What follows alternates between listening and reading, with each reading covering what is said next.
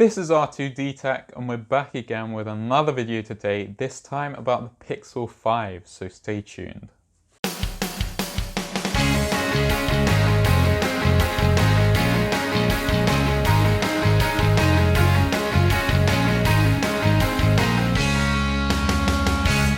So over the past 2 or 3 years, the Pixel lineup has been a little bit disappointing, to be honest. It started off really well with the Pixel 1, and even the Pixel 2 was a really great phone, but the Pixels 3 and 4 just had a lot of features missing, and the features that Google were pushing weren't really that useful to a lot of people. For example, Project Soli. However, with the success of the Pixel 3a and the Pixel 4a, Google's budget phones, they decided to do something a little bit different with the Pixel 5. Google probably saw that while they weren't competing with other flagship phones out there, their budget phones were doing really well. So this year, Google haven't actually brought out a proper flagship phone.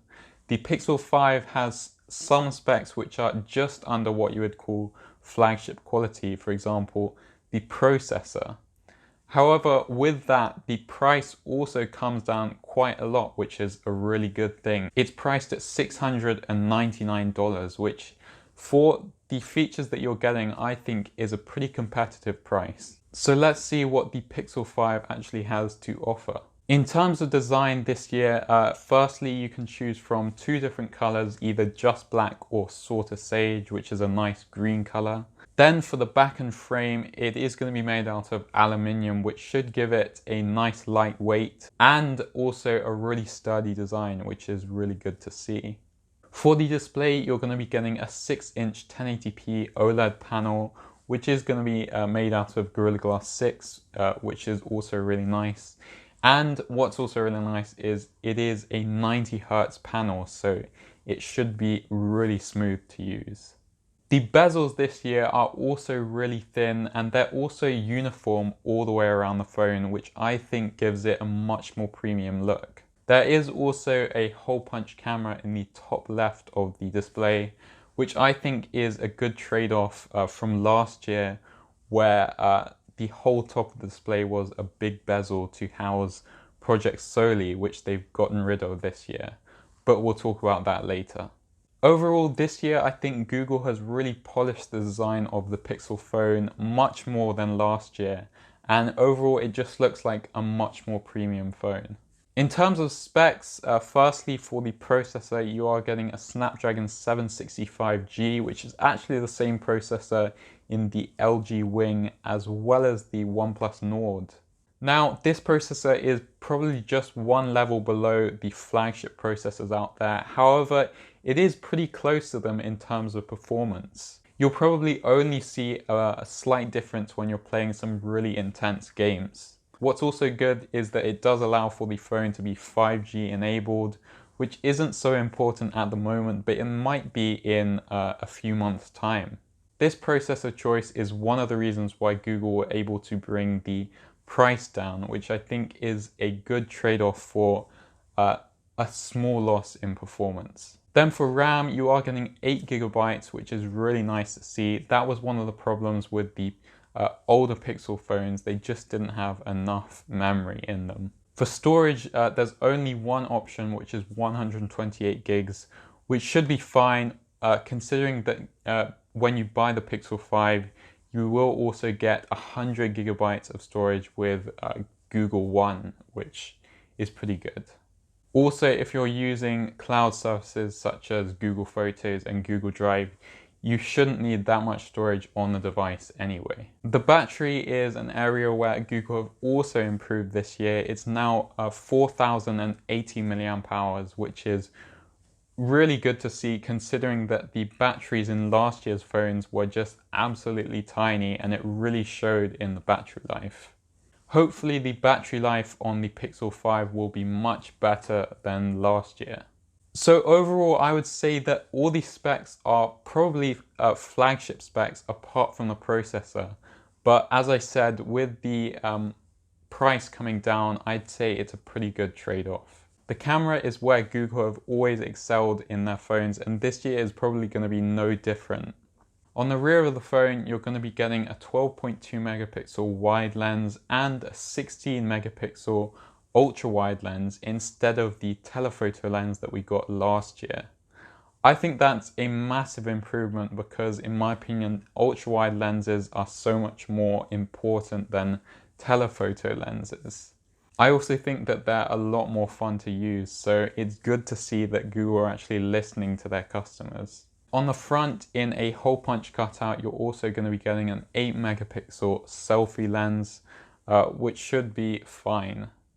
That's pretty standard on a lot of phones. However, it's not the hardware on Google's phone cameras that make them special, it's the software.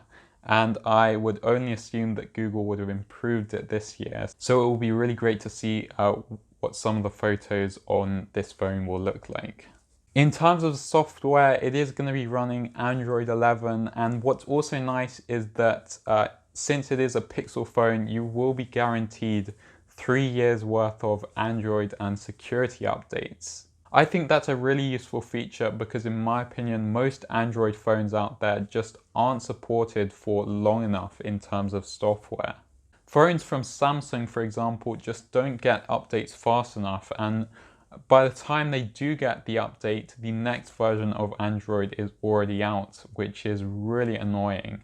So it's really nice to get the updates as soon as they come out, like on the Pixel phones. Now running through some of the extra features on this phone. Surprisingly, Google have gone back to using a fingerprint reader on the back of the phone, which in my opinion is the best way to unlock a phone anyway. They've removed the face unlock feature that they had on the Pixel 4s last year. I imagine that's because they removed the Project Soli sensor. In my opinion, that sensor was a bit of a gimmick and wasn't really useful to anyone, so I'm not sorry to see it go. Obviously, the phone will charge through the USB-C port at 18 watts, which isn't as fast as a lot of phones out there. However, it shouldn't be much of a problem. You are also getting wireless charging through the aluminium back, which is pretty impressive. No other phone that I know of has wireless charging through a metal body, so it is quite clever. You're also getting reverse wireless charging, which I think is a really great feature if you want to charge your wireless earbuds or charge someone else's phone, then I think it's a really useful feature. So at $699 or £650, I think the Pixel 5 is looking like a pretty exciting option.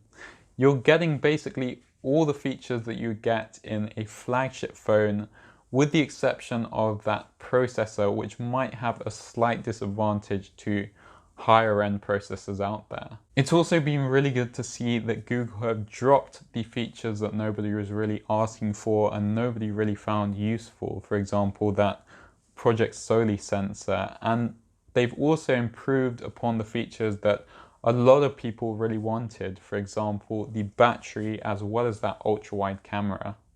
While they did drop the face unlock feature, which was arguably a pretty useful feature, I think that the fingerprint reader is the best way to get into a phone anyway.